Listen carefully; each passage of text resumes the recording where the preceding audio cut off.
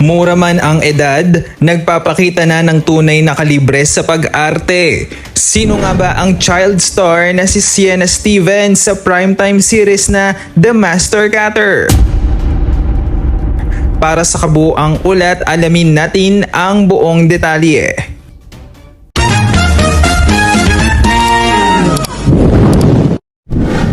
Si Sienna Stevens ay isa sa pinakamahuhusay at pinakabatang talento sa ilalim ng Sparkle GMA Artist Center. Unang pumukaw sa atensyon ng publiko ang kanyang angking galing nang gampanan niya ang papel bilang Lizzie, ang anak ng karakter ni Dingdong Dantes na si Napoy sa murder mystery series na Royal Blood. Bunga ng kanyang likas na karisma, karunungan at screen presence, mabilis siyang nakakakuha ng malalaking proyekto.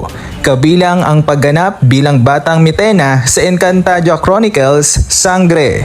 Sa kanyang muling pagtatambal kay Dingdong Dantes sa The Master Cutter, ginalaw ni Sienna ang puso ng madla sa kanyang pagganap bilang si Ibiang. Isang street smart na bata, ang kanyang karakter na nagdala sa labis na emosyon, lalim at natural na chemistry sa mga eksena kasama ang kanyang tatoy na si Atoy Padua. Ayon mismo sa kapuso primetime king na si Dingdong, kamangha-mangha ang ipinakitang paglago ni Sienna bilang artista dahil sa kanyang pagiging mas instinctive, disiplinado at talagang napakatalentadong artista. Kayo mga netizens, napanood nyo na ba ang natatanging pagganap ni Sienna Stevens sa The Master Cutter? At nakikita nyo na rin bang siya ang susunod na pinakamalaking bituin ng kanyang henerasyon?